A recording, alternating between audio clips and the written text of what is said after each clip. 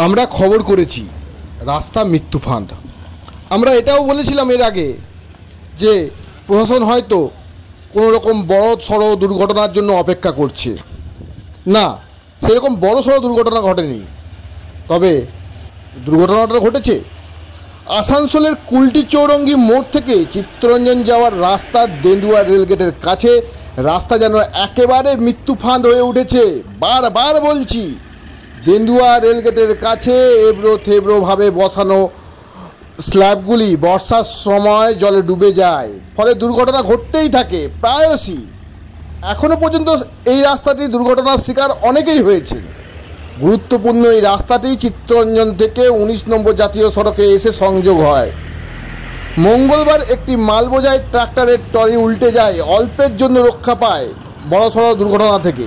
তবে পথচারীদের বক্তব্য, প্রায় সময় ঘটছে দুর্ঘটনা। গাফিলতি করেই সিমেন্টের স্ল্যাবগুলোকে এইভাবে বসানো হয়েছে রাস্তার উপর। বৃষ্টি হলে স্ল্যাবগুলো ডুবে গেলেও রাস্তা বয়ে যাচ্ছে না, যার ফলে রাস্তায় গাড়ির চাকা পিছলে দুর্ঘটনার মতো ঘটনা ঘটছে।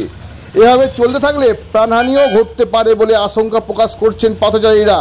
অবিলম্বে এই রাস্তাটি মেরামত করার দাবি করেন প্রশাসনের কাছে, কিন্তু প্রশাসন কি শুনতে পাচ্ছেন? রাস্তা মৃত্যু ফাঁদে পরিণত হয়েছে, আপনারা দেখতে পাচ্ছেন। একটু দেখুন দয়া করে। গ্রামাঞ্চল শিল্পাঞ্চলের খবর, ব্যুরো রিপোর্ট।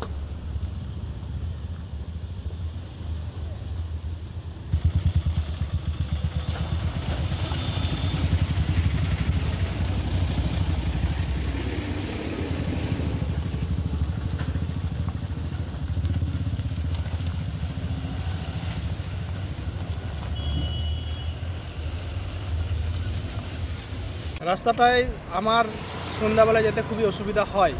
ঠিক আছে, সন্ধ্যাবেলায় এলে আমি স্লিপকে আমি নিজেও একদিন ভুক্তভোগী আছি এই রাস্তাটার মধ্যে।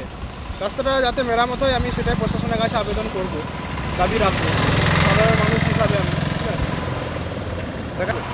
হ্যাঁ, আমি নিজেও এই রাস্তাতে ভুক্তভোগী আছি, আমি স্বীকার করছি। রাস্তাটা সত্যিই মেরামতের খুবই শীঘ্রই দরকার আছে। ঠিক আছে, বৃষ্টি হলে এই রাস্তাতে যাতায়াতের জন্য খুবই অসুবিধা হয়। আমি দাবি রাখছি রাস্তাটা যাতে প্রশাসনের কাছে দাবি একটাই, রাস্তাটা যেন জলদি মেরামত করার ব্যবস্থা হয়, তাতে সাধারণ মানুষরা অনেকেই উপকৃত হবেন। কি নাম আপনার? আমার নাম কিষানু। ঘটনা হয়েছিল, আমি ভেবেছিলাম যে বাঁ দিকে নিয়ে নেবো, ঠিক আছে। তো বাঁ দিকে আরও গাড়ি আসছিলো, তো আমার ডান দিকে আমি যাচ্ছিলাম, তো আমার ফের ডান দিকে চাপতে হলো। তো ডান দিকে চাপতে হলাম, তো ডান দিকে রাস্তাটা খুব খারাপ ছিল, গাড়িটা ওই জন্য পাল্টি মেরেছে। আর পাল্টি মেরেছে দেখুন, এই রাস্তা মেন রোড, বাই চান্স যদি কোনো গাড়ি ইনকেস যদি মোটরসাইকেল বাইক যদি সাইডে থাকতো তো পাল্টি মেরে বাঁচতো, শর্টকাট লাগতো, কী হতো বলুন।